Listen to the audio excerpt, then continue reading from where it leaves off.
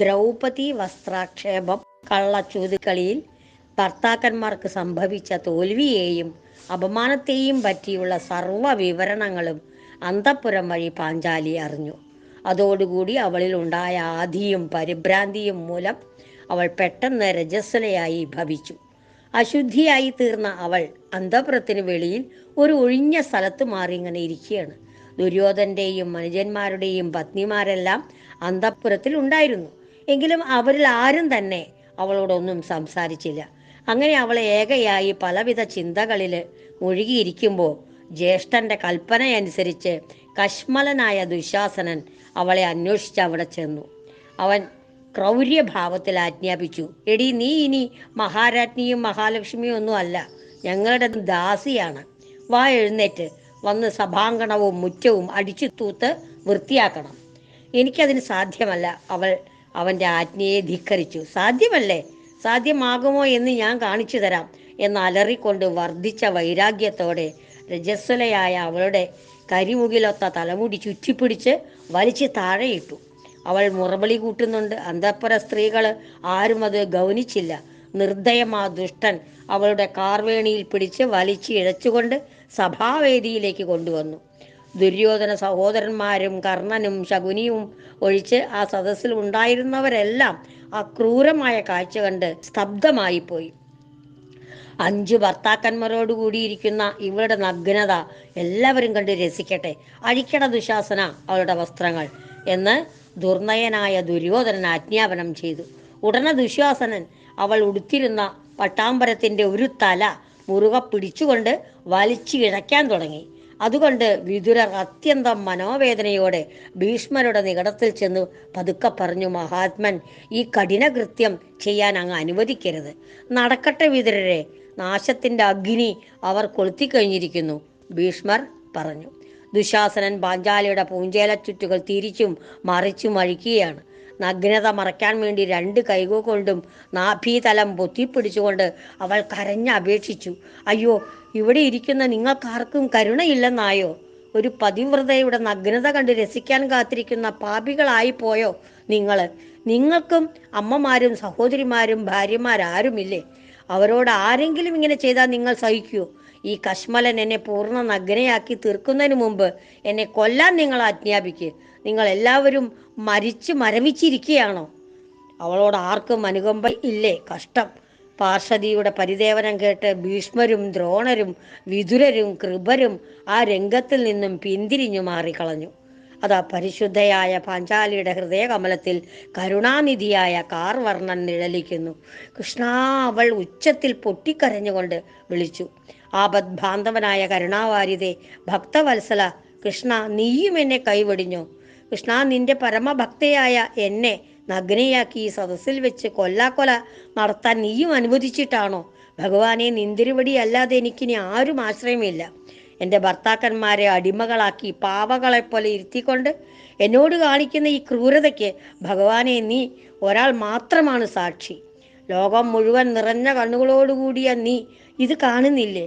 ഭീഷ്മർ മുത്തച്ഛ, ധർമ്മജ്ഞനായ വിതുര മഹാശയ, ഗുരുവരനായ ദ്രോണ മഹാത്മാവേ, കൃപയുള്ള കൃപാചാര്യരെ, അല്യനായ ശല്യമാതുല, നിങ്ങളുമൊക്കെ എന്നെ കൈവെടിഞ്ഞിരിക്കുകയാണോ? സർവോന്നതമായ ഹസ്തിനപുരം സഭാതലത്തിലെ ഒരു സതീമണിയുടെ നഗ്ന ശരീരമാണോ തിരുമുൽക്കാഴ്ചയായി വെക്കേണ്ടത്? പെട്ടെന്നൊരു പ്രകാശം ആകാശത്തിൽ പരന്നു. പാഞ്ചാലിയുടെ ശരീരത്തിൽ വിശിഷ്ടങ്ങളായ പട്ടാമ്പരങ്ങൾ വന്ന് സ്വയം അങ്ങോട്ട് ചുറ്റിത്തുടങ്ങി. ദുശാസനൻ അത് അഴിച്ചിട്ടും തീരുന്നില്ല. അവളുടെ അരയിൽ പിന്നെയും വസനങ്ങൾ കാണപ്പെട്ടു. അവൻ അഴിച്ചിട്ട വസ്ത്രങ്ങൾ ഒരു കുന്നുപോലെയായി. അവൻ്റെ കൈകളും തളർന്നു. ഭീഷ്മരും വിതുരരും ആ അത്ഭുതം കണ്ട് അഞ്ജലിബദ്ധരായിട്ട് നിന്നു. ചെന്താമരക്കണ്ണൻ്റെ വൈഭവം എന്ന് കാണികൾ വാഴ്ത്തി. കാഞ്ചിയിൽ പരിബന്ധിതമായ പാഞ്ചാലിയുടെ തങ്ങളുടെ പത്നിയുടെ അരയിലെ പൂഞ്ചേലകൾ നിഷ്ഠൂരനായ ഒരു കശ്മലൻ തങ്ങളുടെ മുന്നിൽ വെച്ച് വലിച്ചിഴയ്ക്കുന്നത് കാണുവാനുള്ള നിർഭാഗ്യമാണ് പാണ്ഡവർക്കുണ്ടായത്. വിധി വൈപരീത്യം കൊണ്ടാണെന്നേ പറയാനുള്ളൂ. ദ്രൗപദിയെ സ്പർശിച്ച ദുശാസനെ ഒരടിക്ക് യമപുരിക്ക് അയക്കാൻ ഭീമസേന് കഴിയുമായിരുന്നു. ദുര്യോധനാദികളെ മുഴുവൻ അസ്ത്രങ്ങളാൽ ചുട്ടേരിക്കാൻ അർജുനനും കഴിയുമായിരുന്നു. പക്ഷെ അവർ മൗനം ദീക്ഷിച്ചത് സത്യത്തെ ആദരിച്ചു മാത്രമായിരുന്നു. വസ്ത്രാക്ഷേപ കൃത്യത്തിൽ നിന്നും ദുശാസനൻ ക്ഷീണിച്ച് പിന്മാറിയപ്പോൾ ഗർവിഷ്ഠനായ കർണൻ വിളിച്ചു പറഞ്ഞു, 5 ഭർത്താക്കന്മാരോടുകൂടി കഴിഞ്ഞിരുന്ന ഇവളെ നിങ്ങൾ 100 പേരും കൂടി വെപ്പാട്ടിയാക്കി വെച്ച് ഇഷ്ടം പോലെ ആനന്ദിച്ചുകൊള്ളൂ. കർണന്റെ കഠോരമായ ഈ ജൽപ്പനം കേട്ട് പാഞ്ചാലി ധൃതരാഷ്ട്രയെയും ഗാന്ധാരിയെയും ഭീഷ്മരെയും വിളിച്ച് തന്നെ അപമാനത്തിൽ നിന്ന് രക്ഷിക്കണമേ എന്ന് കരഞ്ഞപേക്ഷിച്ചു. ഭീഷ്മർക്ക് കോപം വല്ലാതെ അദ്ദേഹം കർണനെ നോക്കി പറഞ്ഞു, ഇതൊക്കെ ആജ്ഞാപിക്കാൻ നീ ഇവിടുത്തെ ആരാണ്? നീ കേവലം ഒരു സൂതപുത്രനാണ്. അത് ഓർമ്മിച്ചുകൊണ്ട് സംസാരിക്കൂ. അധർമ്മം ഉച്ചരിക്കുന്നതിനും ഒരതിര് വേണം. അനന്തരം ഇടിവെട്ടും വണ്ണം ധൃതരാഷ്ട്രയെ നോക്കിയിട്ട് അദ്ദേഹം ഗർജിച്ചു, എടാ മഹാപാപി, നിന്റെ കണ്ണുകളല്ലാതെ ഹൃദയത്തിൻ്റെ കണ്ണുകളും പൊട്ടിയോ? മക്കളെ കൊണ്ട് ഇപ്രകാരമുള്ള അധർമ്മ പ്രവർത്തികൾ ചെയ്യിക്കാനല്ല നിനക്ക് രാജസിംഹാസനം ഞാൻ നൽകിയത്. പതിവ്രതയായ ഈ പാഞ്ചാലി നിന്റെ ആരാണ്? നിന്റെ മകളാണ്. അതറിയാൻ നിനക്ക് ഹൃദയമില്ലേ? നിന്റെ മകനായ ദുര്യോധനന്റെ ഭാര്യ ഭാനുമതിയേക്കാൾ ശ്രേഷ്ഠയാണ് അവള്. അവളുടെ ഭക്തിയുടെ മാഹാത്മ്യം ഇവിടെ ഇരുന്നവരെല്ലാം ഇപ്പൊ കണ്ടില്ലേ? അവളോട് നിന്റെ മക്കൾ കാണിച്ചതുപോലെയുള്ള ഒരു കടുങ്കൈയിൽ ലോകത്തിൽ എവിടെയെങ്കിലും ഏതെങ്കിലും ഒരു രാജാവ് കാണിച്ചിട്ടുണ്ടാകുമോ? സർവോന്നതന്മാരായ ചന്ദ്രവംശ രാജാക്കന്മാർ വാണിരുന്ന ഈ ഹസ്തിനപുരം സിംഹാസനം കുലദ്രോഹികളും കലിജന്മമെടുത്തവരുമായ നിന്റെ മക്കൾ മൂലം മലിനപ്പെട്ടു പോയല്ലോ. കാലം ചെന്നാലും ലോകം ഇത് മറക്കില്ല. അത് നീ ഓർമ്മിച്ചോ. നിന്റെ മക്കളുടെ ശവക്കുഴികൾ അവർ തന്നെ ഇപ്പോൾ കുഴിച്ചു കഴിഞ്ഞിരിക്കുന്നു. സൂതപുത്രനായി വന്ന് അംഗരാജാവായി വെറുതെ വാഴിക്കപ്പെട്ട കർണനും അവന്റെ നിലമറന്ന് സംസാരിച്ചിരിക്കുന്നു. ദാനശീലത്തിൽ അഗ്രഗണ്യനായാലും അവൻ പാപിയും ദുഷ്ടനുമാണ്. ഇന്നത്തെ ഈ അധമ്മ പ്രവൃത്തികളിൽ അവനും കാര്യമായ പങ്കുണ്ട്. ഇതെല്ലാം ദേവകാര്യാർത്ഥം സംഭവിക്കുന്നത് കൊണ്ട് ഞാൻ ഇനി ഒന്നും തടുക്കുന്നില്ല. നിങ്ങളുടെ ഇഷ്ടം പോലെ ചെയ്തുകൊള്ളൂ. പെട്ടെന്ന് ഭീഷ്മർ അവിടെ നിന്നും തിരോധാനം ചെയ്തു. സദസ്സിലാകെ ഒരു മ്ലാനത ബാധിച്ചു. ആ സമയം സഹിക്കാൻ വയ്യാതെ സങ്കടത്തോടെ ഇടനെഞ്ചു പൊട്ടിക്കൊണ്ട് പാഞ്ചാലി ഓരോരുത്തരുടെയും പേര് ചൊല്ലി ഇപ്രകാരം ശപിച്ചു, ദുഷ്ടനായ ദുര്യോധന, അധർമ്മത്തെയും അക്രമത്തെയും പരദേവതകളായി പൂജിച്ചുകൊണ്ട് പാവനചരിതമായ എന്നെ ഈ വിധം അപമാനിച്ചതിന് നിന്നെയും നിന്റെ അനുജന്മാരെയും രണാങ്കളത്തിൽ വെച്ച് വീരനായ മാരുതി ഗദയാൽ അടിച്ച് നിധനം ചെയ്യപ്പെടട്ടെ. എടാ മഹാപാപിയായ ദുശാസന, എൻ്റെ തലമുടി ചുറ്റിപ്പിടിച്ച് വലിച്ചിഴച്ച് പരസ്യമായ സദസ്സിൽ വെച്ച് മാനഭംഗപ്പെടുത്താൻ തുനിഞ്ഞ നിന്നെ ഭീമസേനൻ മാറിടം തല്ലിപ്പിളർന്ന് രുധിരം കുടിച്ചു കൊല്ലട്ടെ. ആ മാറിൽ നിന്നും കുടുകുടേ ഒഴുകുന്ന കടുനിണത്താൽ എൻ്റെ ഈ അഴിഞ്ഞു കിടക്കുന്ന കാർകൂന്തൽ അതിൽ പുരട്ടാതെ ഞാൻ ഇതിനി കെട്ടുകയില്ല. സത്യം. അക്രമങ്ങൾ ചെയ്യാൻ ദുര്യോധന കർണങ്ങളിൽ മന്ത്രിച്ചുകൊണ്ട് ദുർനയങ്ങൾ കാട്ടാൻ പ്രേരിപ്പിച്ച അധർമ്മിയായ കർണ, നിന്നെ പടക്കളത്തിൽ വെച്ച് വിലാളി വീരനായ അർജുനൻ അസ്ത്രങ്ങളാൽ ഹനിക്കട്ടെ. ചൂതുകളിയിൽ വഞ്ചനയും ചതിയും പ്രയോഗിച്ച് എന്നെയും എൻ്റെ ഭർത്താക്കന്മാരെയും അടിമകളാക്കിയ എടാ കുടിലനായ ശകുനി, വീരനായ സഹദേവൻ സമരത്തിൽ കഴുത്തറുത്തു നിന്നെ കൊല്ലട്ടെ. പാഞ്ചാലിയുടെ ശാപം കേട്ട് എല്ലാവരുടെ ഉള്ളിലും ഒരു പിടപ്പും കിടുകിടുപ്പും ഉണ്ടായി. പക്ഷെ അവർ അത് പുറത്ത് പ്രകാശിപ്പിച്ചില്ല.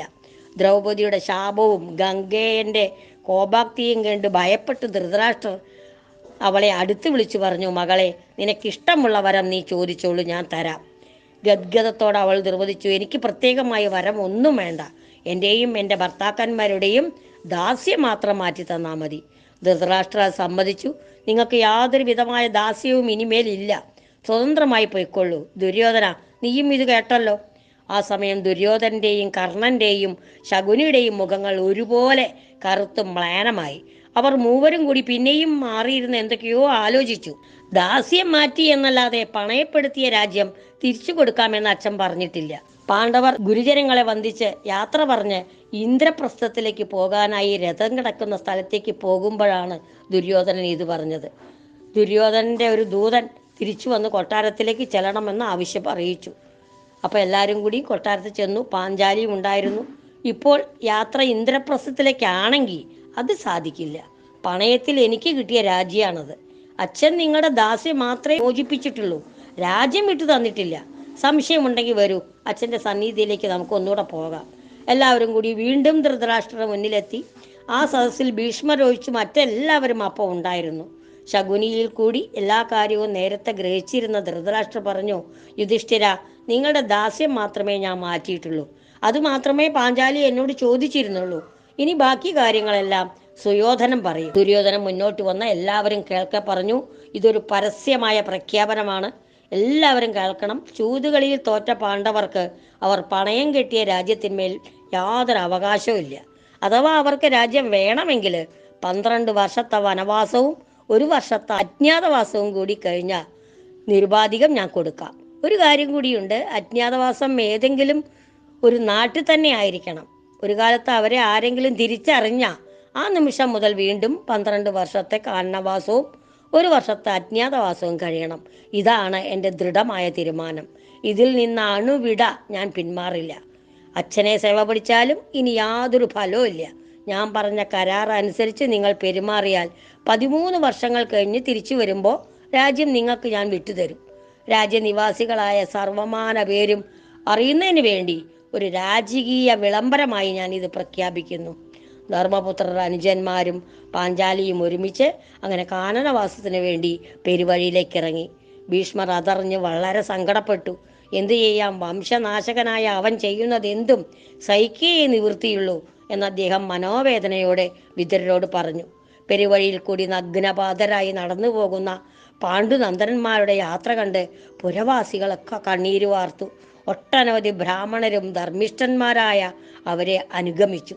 പുരോഹിതനായ ധൗമ്യമുനിയും അവരുടെ കൂടെ തന്നെ യാത്രയായി. പ്രഖ്യാതി പെറ്റ ഹസ്തിനപുരത്തിലെ പഞ്ചപ്രാണങ്ങളായ ആത്മാക്കളാണ് ആ പോകുന്നത്. ആരോടെന്നില്ലാതെ പലരും കേൾക്കെ ഗദ്ഗതത്തോടെ വിതുരര് പുലമ്പി. അനന്തരം ഉത്കൃഷ്ടങ്ങളായ പല ഉപദേശങ്ങളും നൽകി അദ്ദേഹം അവരെ സാന്ത്വനപ്പെടുത്തി. ഈ വനവാസം കൊണ്ട് പലതും നിങ്ങൾക്ക് നേടാനുണ്ട്. അത് വിധിയുടെ നിർദ്ദേശമാണ്. അതുകൊണ്ട് അത് സന്തോഷപൂർവ്വം സഹിക്കുക എന്നുകൂടി അദ്ദേഹം ഉപദേശിച്ചു. അനന്തരം അവർ ഇന്ദ്രപ്രസ്ഥത്തിലെത്തി കുന്തിയോടും സുഭദ്രയോടും മറ്റു പത്നിമാരോടും യാത്ര പറഞ്ഞു. ആവശ്യമുള്ളവർക്ക് അവരവരുടെ പിതൃഗൃഹങ്ങളിലേക്ക് പോകാനും അനുമതി നൽകി. മന്ത്രിമാരെയും ഉദ്യോഗസ്ഥന്മാരെയും ഒക്കെ വിളിച്ചു വരുത്തി സർവ്വ വിവരങ്ങളും അവരെ ധരിപ്പിച്ചു. എല്ലാവരും കഥന സാഗരത്തിൽ മുഴുകി കണ്ണീർ പൊഴിച്ചുകൊണ്ടേയിരുന്നു. ലോകത്തിൽ ആപത്തും അപമാനവും വരാത്തവർ ആരുമില്ലെന്നും അതിൽ ഖേദിച്ചിട്ട് കാര്യമില്ലെന്നും ധർമ്മപുത്രർ അവരെ ഉപദേശിച്ചു. സുഭദ്ര ജ്യേഷ്ഠത്തിയുടെ വദനത്തിലേക്കൊന്ന് നോക്കി പൊട്ടിക്കരഞ്ഞു. എൻ്റെ ചേച്ചി ദുസ്സഹമായ അപമാനവും ദുരിതവും ദുരന്ത ദുഃഖവും വേദനകളും യാതനകളും അനുഭവിക്കുവാൻ ദൈവം ചേച്ചിയാണല്ലോ തിരഞ്ഞെടുത്തത്. ദുഃഖം മുഴുവൻ ചേച്ചിക്ക്, സുഖം മുഴുവൻ ഞങ്ങൾക്ക്. ഇതെന്തൊരു വിധി വൈചിത്ര്യമാണ്. അപ്പോൾ പാഞ്ചാലി സുഭദ്രയെ ആലിംഗനം ചെയ്തുകൊണ്ട് സമാധാനപ്പെടുത്തി, ആ ദുരിതങ്ങൾ എനിക്ക് പീയൂഷധാരയാണ് അനുജത്തി. എൻ്റെ ഈ അഴിഞ്ഞു കിടക്കുന്ന തലമുടി നീ കാണുന്നില്ലേ? ശത്രുക്കളുടെ ചോര എന്നതിൽ പുരളുന്നുവോ അന്നു മാത്രമേ ഞാനത് കെട്ടുകയുള്ളൂ. നീ ഇവിടെ അമ്മയോടും സപത്നികളോടും കുട്ടികളോടും കൂടി താമസിക്കൂ. ഇനിമേലെ ഈ അന്തഃപുരത്തിലെ പാഞ്ചാലി നീയാണ്.